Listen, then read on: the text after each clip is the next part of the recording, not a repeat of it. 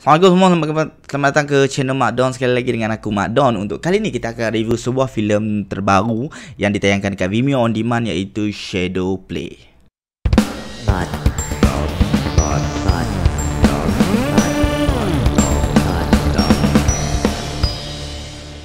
Sebagai pembuka bicara, aku nak ucapkan dahulu terima kasih kepada Horizon Film Entertainment sebab belanja aku untuk tonton filem Shadow Play ini, yang mana dia ditayangkan dekat Vimeo On Demand. So kepada siapa-siapa yang nak layan filem ni, boleh direct pergi dekat Vimeo dan juga beli. Dia dalam $6 kalau tak salah aku. Jadi aku nak address dulu terima kasih kepada subscriber lama, dan selamat datang kepada subscriber baru. Dan kepada sesiapa yang belum lagi subscribe aku, if you guys suka dengan konten-konten yang aku hasilkan, boleh subscribe aku at the end of this video or anytime you prefer. So Shadow Play ni sebuah arahan Tony Petra Arjuna yang ditulis oleh Tony Petra Arjuna dan juga Khairil Bahar. Filem ini merupakan lakonan Tony Yusof sebagai Anton Shaw, Megat Sharizal sebagai Dan Hamzi, Radhi Khalid sebagai The Gone Man, Susan Lancaster sebagai Louis Newman, Stephen Rahman Hughes sebagai Mr. Keith, dan lain-lain lagi.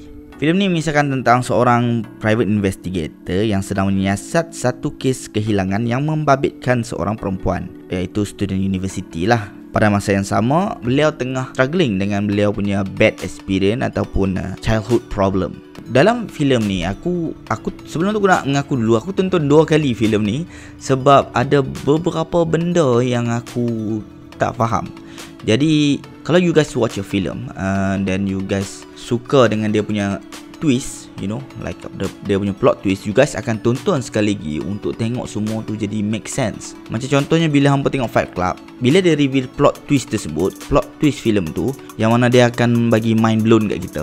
Lepas habis je filem tu, bila you guys watch lagi, you guys akan apa orang kata, rasai pengalaman yang berbeza. Okay, sebab awal tu hampa tak tahu lagi yang dua orang ni orang yang sama. Bila the second time, bila hampa tengok, hampa dah tahu dia yang orang yang sama. Jadi hampa nak tengok tingkah laku dia. Hampa nak tengok bila lepa ada dua, mestilah akan ada signal ataupun orang kata apa, benda-benda yang menunjukkan bahawa lepa dua ni adalah orang yang sama. Untuk faham apa yang aku cakap, hampa kena tengok Fight Club dulu lah.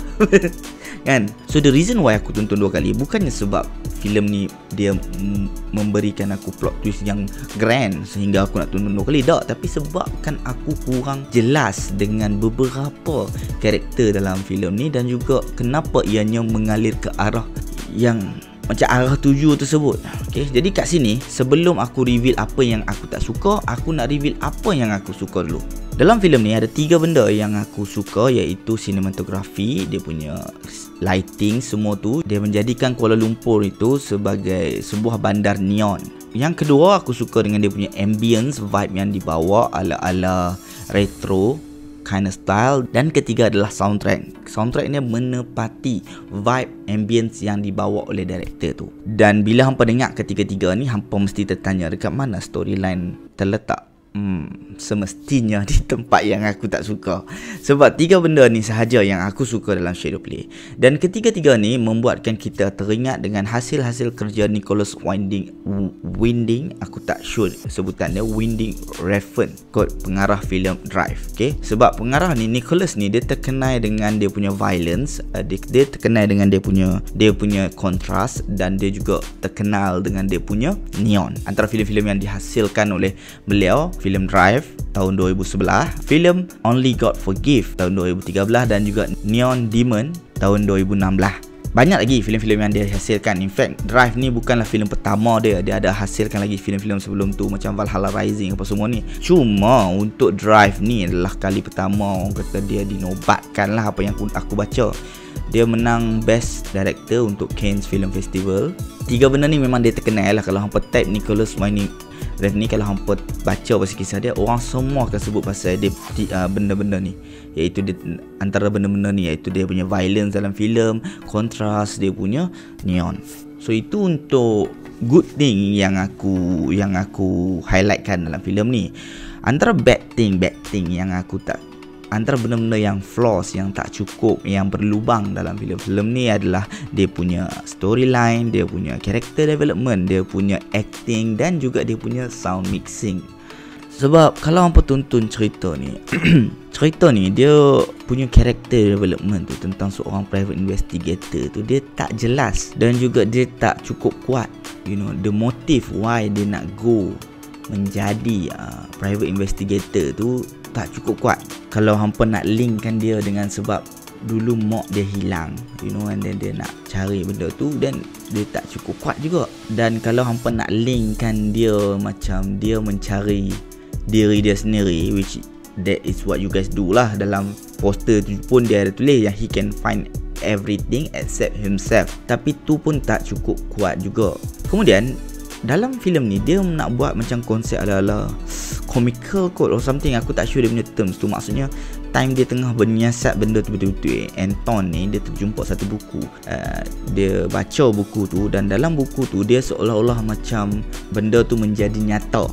Apa yang dia baca tu adalah benda yang dia feel sendiri, and in the end dia akan linkkan bahawa benda tu adalah dia sendiri yang tulis. Jadi dekat mana reality, dekat mana fantasy pun tak digariskan dengan begitu elok. Dalam filem ni dia sebelum dia jumpa buku tu dia tak pakai suit, dia pakai bomber jacket, dan kemudian selepas dia jumpa buku tu dia pakai suit, one whole suit, dan katanya dekat situ the suit makes the man kot.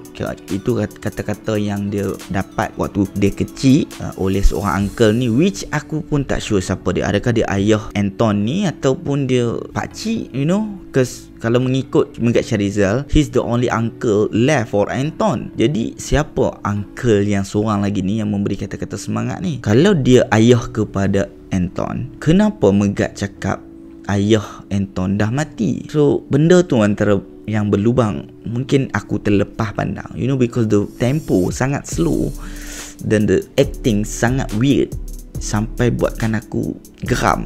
Jadi bila hang nak tunjukkan bahawa dunia fiction dan dunia nyata ni, mungkin pakaian Anton tu sendiri boleh memainkan peranan. Maksudnya kalau dia sedang menyiasat dalam buku tu, dia boleh pakai suit saja.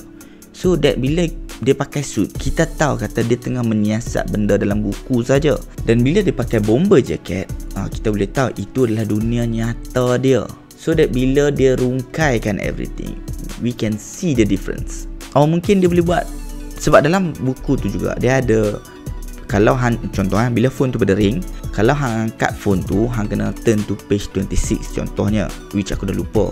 Dan kalau hang tak mau angkat, hang boleh turn to another page, which aku lupa juga lah. Maksudnya macam tu lah, dua page yang berbeza kalau hang nak buat decision A atau B. So why not, bila setiap kali dia buat decision yang salah, dia pakai suit juga, dan bila dia buat decision yang betul, dia pakai bomber jacket. So that benda tu tak mix up, you know. It's so hard untuk aku tonton filem ni kali kedua dan take down everything, you know, because the first you guys mesti tahu kan, bila aku pernah highlight sebelum ni, yang bila aku tonton filem tu, the first 30 minutes kalau dia tak pamerkan dekat aku something yang buatkan aku nak tengok dengan lebih fokus, itu yang akan kurangkan feel aku. The first 30 minutes adalah impact dia. Ada setengah director Malaysia dia kata the first 50 minit tu kita dah kena bagi bombastic dah, bagi orang nak duduk sampai end of the scene. No, actually penonton kena tahu, bagi aku penonton kena tahu dalam tempoh 30 minit tu, sebab itu yang aku nampak dalam kebanyakan filem tau. The first 30 minutes tu mesti akan ada something yang intrigakan kita untuk tengok dengan lebih lanjut, dari segi character introduction dia ke, dari segi story introduction dia ke. So akan ada benda-benda tu. And in fact kalau dia tak pun dalam setengah jam tu, dia akan selalunya setengah jam tu kita dah tahu kenapa, ke arah mana filem tu nak pergi. Jadi the first 30 minutes ni tak ada something yang boleh aku carry on kan untuk tengok. So sebab tu aku dah lost interest. No, I keep watching it because of the vibe saja, and then just to see where this story goes. Kemudian dalam filem ni dia ada satu secret society, secret group tau, yang dikenali sebagai Nifilibata. The question is, kenapa Nifilibata ni wujud selepas 35 minit filem ni berlangsung? Karakter-karakter Nifilibata tu dia muncul pada awal filem ni, that's for sure. Tapi kenapa along the way tu dia tak ada anything hint pasal Nephili Bata selain daripada ahli dia. Kiranya dari segi perkataan Nephili tu ke, ataupun ketika Anton nak siasat pasal student ni hilang, dia akan discover satu buku yang mana budak tu buat research pasal Nephili Bata ke, yang mana lead ke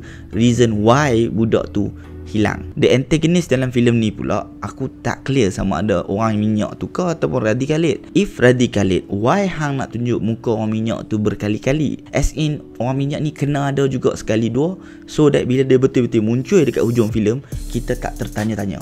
Why hang tak buat orang minyak tu akan sentiasa ikut Radhi Khalid, so that dia nampak macam orang kanan Radhi Khalid. Jadi benda tu tak akan nampak confusing juga. Dari segi sound mixing ni aku sangat-sangat geram sebab dia terlalu kuat, faham tak? Dari segi bila dialog punya conversation, dia tak ada environment lain tau. Dia seolah-olah audio conversation tu paling kuat sekali, yang mana hang akan lost interest. Dia kena ada bunyi ambience sama. Sebab ni filem, dia mengingatkan kita kepada scene dalam filem Daulat lah, senang cerita. Betapa cringe-nya conversation tu dan betapa tak sedapnya untuk kita lihat, untuk kita tonton sesebuah scene tu kerana conversation dia begitu cringe. Kemudian bunyi darah splash, bunyi tembakan, bunyi fighting scene pun aduh, dia mix dengan tak elok tau, macam so weird. Dah lah fighting sequence tu pun dah weird, and then dia punya sound mixing untuk fighting tu pun weird, membuatkan the whole thing cringe sampai kita nak enjoy filem tu sampai habis pun agak susah. Untuk editing, dia ada beberapa kali tau dia buat cross parallel punya editing. Cross parallel punya editing ni ketika dua atau lebih situasi berlaku pada satu masa. Contohnya adalah macam time dalam filem Godfather, scene baptism anak saudara Don Corleone. Time tu orang-orang besar, the five families dibunuh waktu baptism tu. So itu adalah contoh cross parallel editing. Untuk filem Shadowplay ni dia ada buat benda tu, but aku tak tahu reason behind it. Dia seolah-olah buat cross parallel editing untuk nak bagi benda tu tak nampak terlalu bosan. So dia tak ada motif di sebalik editing yang macam tu. Nampak macam banyak kan benda yang aku rasa. Sebab walaupun filem ni macam agak teruk juga, at least dia tak terasa diri dia pandai tak. Macam filem Daulat, lepa dah nampak macam diri lepa terlalu brilliant, so that lepa angkatkan filem tu terlalu tinggi sehingga tak nampak bahawa banyak benda perlu diperbaiki. So basically dalam menyiasat sebuah case ni untuk Shadowplay, Anton discover beberapa perkara tentang diri dia lah kan. Tapi benda-benda yang dia discover, tapi banyak lagi soalan yang muncul selepas dia discover pasal diri dia tu. Benda ni tak cukup impact dekat penonton sebab dia punya build up tu tak cukup kuat. Macam dalam Talash, kalau dah siapa yang dah tonton, hampa tahulah macam mana dalam Talash tu, bila dia reveal plot twist dekat hujung tu, kita dapat rasa bahawa sebenarnya dalam mencari orang yang hilang, dia pun tengah mencari diri dia juga. So sekian saja daripada aku, Mak Don. Kita jumpa lagi untuk next review. Terima kasih sebab tonton. Jangan lupa subscribe kalau suka, okay? Bye bye. Slay the beast.